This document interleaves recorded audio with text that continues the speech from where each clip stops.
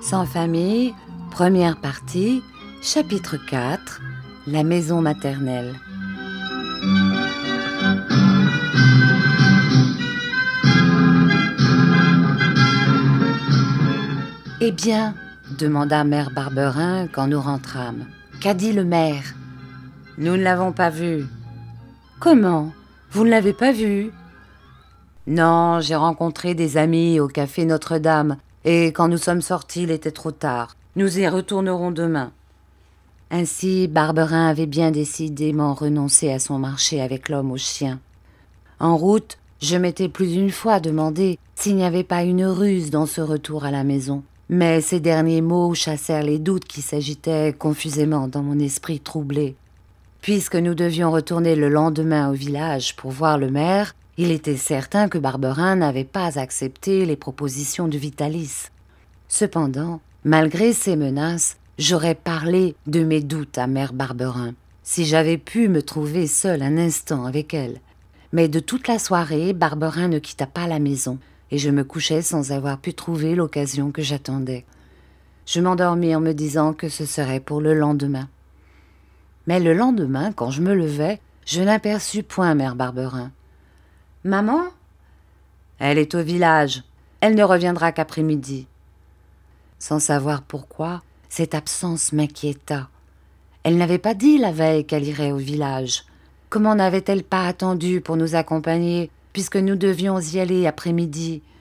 Serait-elle revenue quand nous partirions ? Une crainte vague me serra le cœur. Sans me rendre compte du danger qui me menaçait, j'eus cependant le pressentiment d'un danger. Barberin me regardait d'un air étrange, peu fait pour me rassurer. Voulant échapper à ce regard, je m'en allai dans le jardin. Ce jardin, qui n'était pas grand, avait pour nous une valeur considérable, car c'était lui qui nous nourrissait, nous fournissant, à l'exception du blé, à peu près tout ce que nous mangions. Pommes de terre, fèves, choux, carottes, navets. Aussi n'y trouvait-on pas de terrain perdu.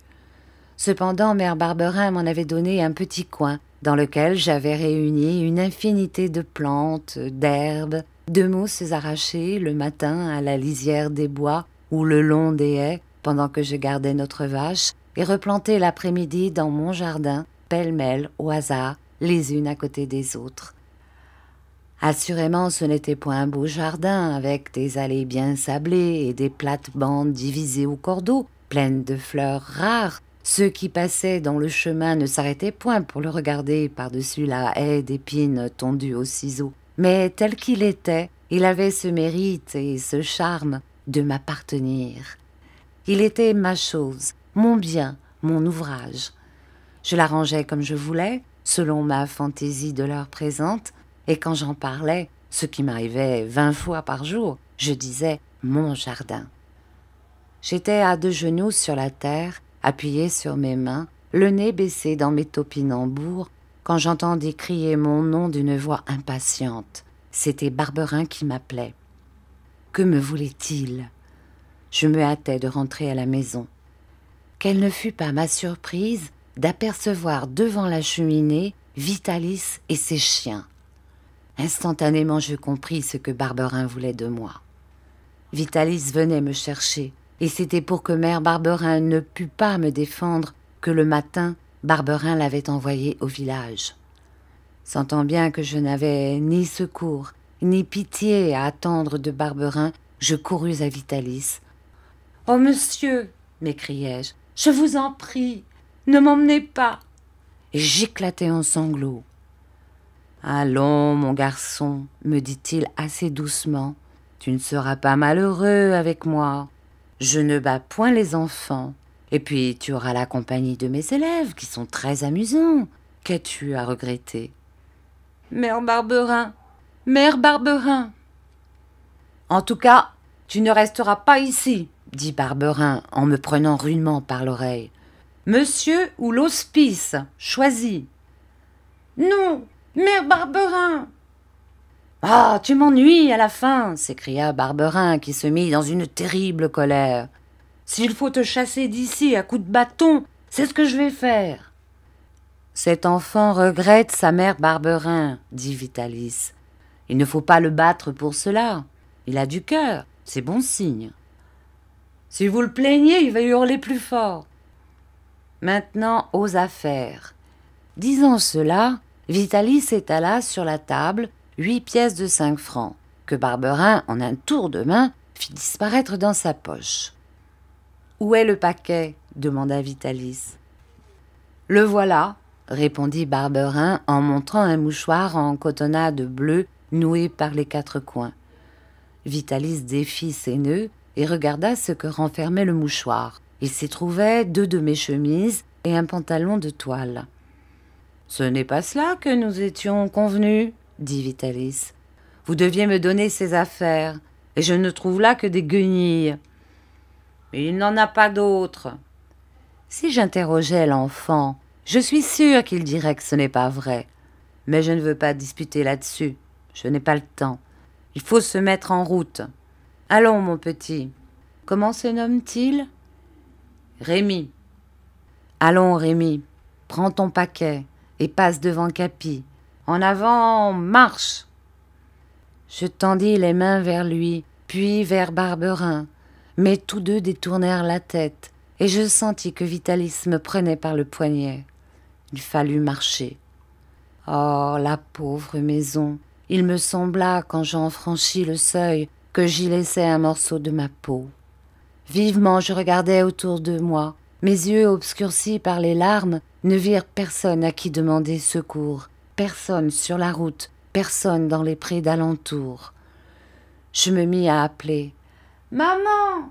Mère Barberin !» Mais personne ne répondit à ma voix qui s'éteignit dans un sanglot.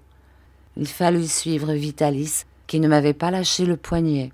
« Bon voyage !» s'écria Barberin, et il rentra dans la maison. Hélas, c'était fini. « Allons, Rémi, marchons, mon enfant, » dit Vitalis, et sa main tira mon bras. Alors je me mis à marcher près de lui. Heureusement, il ne pressa point son pas, et même je crois bien qu'il le régla sur le mien. Le chemin que nous suivions s'élevait en lacet le long de la montagne, et à chaque détour, j'apercevais la maison de mère Barberin qui diminuait. Bien souvent, j'avais parcouru ce chemin, et je savais que quand nous serions à son dernier détour, j'apercevrais la maison encore une fois, puis qu'aussitôt que nous aurions fait quelques pas sur le plateau, ce serait fini, plus rien. Devant moi, l'inconnu. Derrière moi, la maison où j'avais vécu jusqu'à ce jour si heureux et que sans doute je ne reverrai jamais. Heureusement, la montée était longue, cependant à force de marcher, nous arrivâmes au haut. Vitalis ne m'avait pas lâché le poignet. « Voulez-vous me laisser reposer un peu ?» lui dis-je. « Volontiers, mon garçon. » Et pour la première fois, il desserra la main. Mais en même temps, je vis son regard se diriger vers Capi et faire un signe que celui-ci comprit. Aussitôt, comme un chien de berger, Capi abandonna la tête de la troupe et vint se placer derrière moi. Cette manœuvre acheva de me faire comprendre ce que le signe m'avait déjà indiqué. Capi était mon gardien. Si je faisais un mouvement pour me sauver, il devait me sauter aux jambes. J'allai m'asseoir sur le parapet gazonné et Capi me suivit de près. Assis sur le parapet, je cherchais de mes yeux obscurcis par les larmes la maison de mère Barberin. Au-dessous de nous descendait le vallon que nous venions de remonter, coupé de prés et de bois, puis tout au bas se dressait, isolée, la maison maternelle, celle où j'avais été élevée. Elle était d'autant plus facile à trouver au milieu des arbres qu'en ce moment même, une petite colonne de fumée jaune sortait de sa cheminée et montant droit dans l'air tranquille, s'élevait jusqu'à nous. Soit illusion du souvenir, soit réalité, cette fumée m'apportait l'odeur des feuilles de chêne qui avaient séché autour des branches des bourrées avec lesquelles nous avions fait du feu pendant tout l'hiver.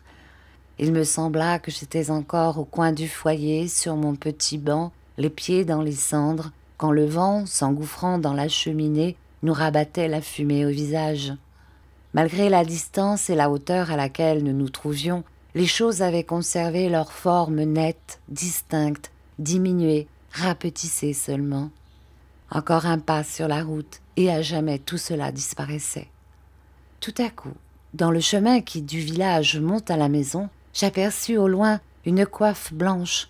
Elle disparut derrière un groupe d'arbres, puis elle reparut bientôt. La distance était telle que je ne distinguais que la blancheur de la coiffe, qui, comme un papillon printanier aux couleurs pâles, voltigeait entre les branches.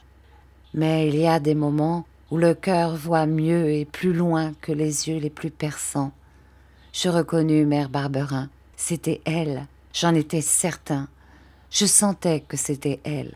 « Eh bien, demanda Vitalis, nous mettons-nous en route. »« Oh, monsieur, je vous en prie. »« C'est donc faux ce qu'on disait. Tu n'as pas de jambes. Pour si peu déjà fatigué, cela ne nous promet pas de bonnes journées. » Mais je ne répondis pas. Je regardais. C'était Mère Barberin. C'était sa coiffe. C'était son jupon bleu. C'était elle. Elle marchait à grands pas, comme si elle avait hâte de rentrer à la maison. Arrivée devant notre barrière, elle la poussa et entra dans la cour qu'elle traversa rapidement. Aussitôt je me levai, debout sur le parapet, sans penser à Capi qui sauta près de moi. Mère Barberin ne resta pas longtemps dans la maison. Elle ressortit et se mit à courir de ça et de là dans la cour, les bras étendus. Elle me cherchait. Je me penchai en avant et de toutes mes forces, je me mis à crier « Maman ! Maman !» Mais ma voix ne pouvait ni descendre, ni dominer le murmure du ruisseau. Elle se perdit dans l'air. « Qu'as-tu donc ?» demanda Vitalis. « Deviens-tu fou ?» Sans répondre, je restais les yeux attachés sur Mère Barberin, mais elle ne me savait pas si près d'elle, et elle ne pensa pas à lever la tête. Elle avait traversé la cour, et revenue sur le chemin, elle regardait de tous côtés. Je criais plus fort, mais comme la première fois, inutilement. Alors Vitalis, soupçonnant la vérité, monta aussi sur le parapet. Il ne lui fallut pas longtemps pour apercevoir la coiffe blanche. « Pauvre petit !» dit-il à mi-voix. « Oh, je vous en prie !» m'écriai-je, encouragée par ces mots de compassion. « Laissez-moi retourner !» Mais il me prit par le poignet et me fit descendre sur la route. « Puisque tu es reposé, dit-il, en marche, mon garçon. » Je voulus me dégager, mais il me tenait solidement. « Capi !» dit-il. « Zerbino !» Et les deux chiens m'entourèrent, Capi derrière, Zerbino devant. Il fallut suivre Vitalis. Au bout de quelques pas, je tournai la tête. Nous avions dépassé la crête de la montagne, et je ne vis plus ni notre vallée, ni notre maison. Tout au loin seulement, des collines bleuâtres semblaient remonter jusqu'au ciel. Mes yeux se perdirent dans des espaces sans bornes.